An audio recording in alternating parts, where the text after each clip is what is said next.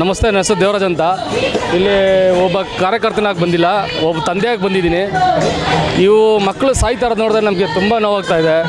ಅವ್ರ ಸಾವಿಗೆ ನ್ಯಾಯ ಸಿಕ್ಕಿಲ್ಲ ಅಂದರೆ ಅವ್ರ ಸಾವಿಗಿಂತ ಮಕ್ಕಳು ಸಾಯೋಗಿಂತ ನಾವೇ ಸಾಯ್ತೀರಿ.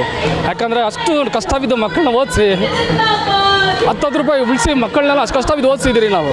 ಮಕ್ಕಳು ಸತ್ತೋಗ್ಬಿಟ್ರೆ ಪೇರೆಂಟ್ಸ್ ಉಳ್ದೇನು ಮಾಡ್ಬೇಕು? ನಾವು ತುಂಬ ಕಷ್ಟ ಬಿದ್ದು ಓದಿಸ್ತೀರಿ.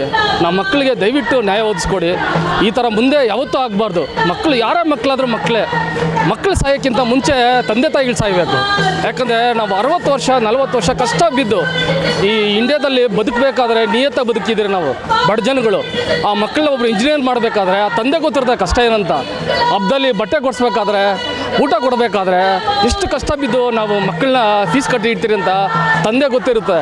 ಅವ್ರ ಜೀವಕ್ಕೆ ನಿಮಗೆ ಬೆಲೆ ಇಲ್ಲ ಅಂದರೆ ನಮ್ಮ ಜೀವ ತಗೊಳ್ಳಿ, ನಾವು ಕೊಡೋಕೆ ರೆಡಿ ಇದ್ದೀರಿ. ಎಷ್ಟು ಜೀವ ಬೇಕು ಹೇಳಿ, ತಂದೆ ತಾಯಿ ಕೊಡ್ತೀರಿ. ಈ ಥರ ನೋವು ಕೊಡಬೇಡಿ. ಬರೀ ಪುಟ್ಕೋಸಿ ನಿಮ್ಗೆ 3 ವರ್ಷಕ್ಕೆ ನಿಮ್ಗೆ ರಾಜೀನಾಮೆ ಕೂಡ ಹೋಗ್ತಾ ಇಲ್ಲ ಅಂದಮೇಲೆ ನಾವು ಇಷ್ಟು ವರ್ಷ ಸಾಕಿದ್ದೀರಿ ಮಕ್ಕಳನ್ನ, ನಮ್ಗೆ ಎಷ್ಟು ನೋವಾಗಿರಲ್ಲ. ನಿಮಗೆ ಇವತ್ತಾಗುತ್ತೆ ನಾಳೆ ಬರುತ್ತೆ ರಾಜಕೀಯ, ಆದರೆ ಮಕ್ಕಳು ಓದೋರು ಗೊತ್ತು ತಂದೆಗೆ ಎಷ್ಟು ಕಷ್ಟ ಆಗುತ್ತೆ ಮಕ್ಕಳು ಓದಿಸ್ಬೇಕಾದ್ರೆ ಅಂತ.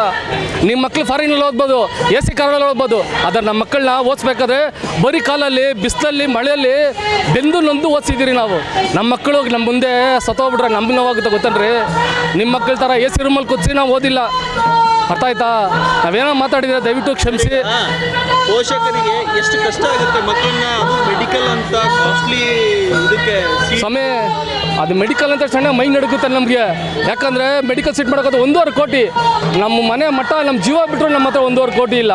15,000 ರೂಪಾಯಿ ಸಂಪಾದನೆ ಮಾಡ್ಕೊಂಡು ಸ್ಕೂಲ್ ಫೀಸ್ ಕಟ್ಕೊಂಡು, ಆಟೋ ಬಾಡಿಗೆ ಕಟ್ಕೊಂಡು, KB ಬಿಲ್ ಕಟ್ಕೊಂಡು, ಬಾಡಿಗೆ ಕಟ್ಕೊಂಡು ಎಲ್ಲಿ ಸಮಯ ಮಕ್ಕಳು ಮೆಡಿಕಲ್ ಮಾಡೋಕ್ಕಾಗುತ್ತೆ?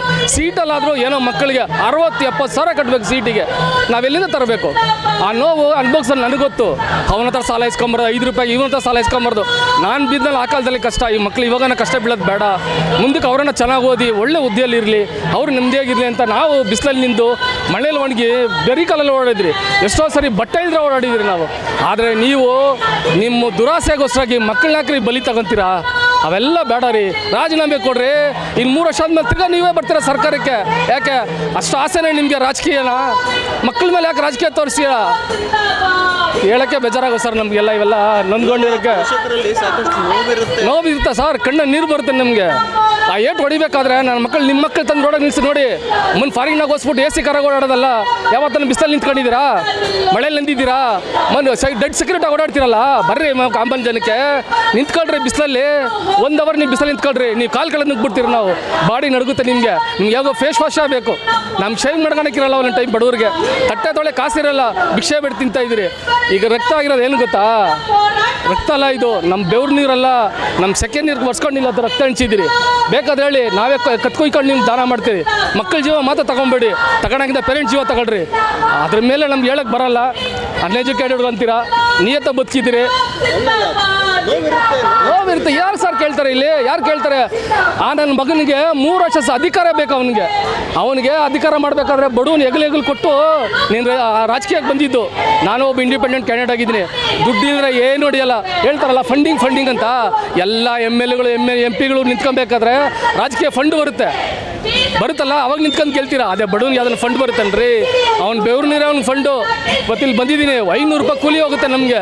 ಆದರೂ ಏನಕ್ಕೆ ಬಂದಿದ್ದೀನಿ ಅಂದರೆ ಆ ಮಕ್ಕಳು ಸತ್ರಲ್ಲ, ಅವ್ರಿಗೆ ನ್ಯಾಯ ದೊರಕಿಸೋಕೆ ಬಂದಿದ್ದೀನಿ. ಇಷ್ಟು ದಿನ ಮನೇಲಿ ಕೂತ್ಕೊಂಡಿದ್ದೆ, ಮನೇಲಿ ಏನೋ ಒಂದು ಕೊರಗ್ತಾ ಇತ್ತು. ನೀನು ಇಷ್ಟಿದ್ರೂ ಯಾಕೆ ಹೋಗಿಲ್ಲ ಅಂತ. ಅದಕ್ಕೆ ಇವತ್ತು ನನ್ನ ಮನಸ್ಸಾಕ್ಷಿಗೋಸ್ಕರ ಬಂದಿದ್ದೀನಿ ಇಲ್ಲಿ. ಯಾವುದೇ ಧರ್ಮಕ್ಕೋಸ್ಕರ ಬಂದಿಲ್ಲ, ಜಾತಿಗೋಸ್ಕರ ಬಂದಿಲ್ಲ, ಯಾವ ಕಾಂಗ್ರೆಸ್ BJPಗೋಸ್ಕರ ಬಂದಿಲ್ಲ. ಆ ಸತ್ತಿರೋ ಮಕ್ಕಳಿಗೆ ನ್ಯಾಯ ಸಿಗಬೇಕೋಸ್ಕರ ಬಂದಿದ್ದೀನಿ. ಇನ್ನು ಮುಂದೆ ಯಾವುದೇ ಮಕ್ಕಳು ಸಾಯಬಾರ್ದು. ಆ ಮಕ್ಕಳು ಸಾಯಂಗಿದೆ ಫಸ್ಟ್ ಈ ಫ್ರೆಂಡ್ಸ್ ಸಾಯಿಸ್ಬಿಡಿ, ಎಲ್ಲ ಮುಗ್ದೋಗುತ್ತೆ ಸರ್. ಅದನ್ನು ನಿಮ್ಮದು ದಯವಿಟ್ಟು ಕೇಳ್ಕೊಂತೀನಿ. ಹೆಚ್ಚಿನ ವಿಡಿಯೋಗಳಿಗೆ ಪ್ರತಿಧ್ವನಿ YouTube ಚಾನೆಲ್ ಸಬ್ಸ್ಕ್ರೈಬ್ ಮಾಡಿ, ಬೆಲ್ ಐಕಾನ್ ಕ್ಲಿಕ್ ಮಾಡಿ.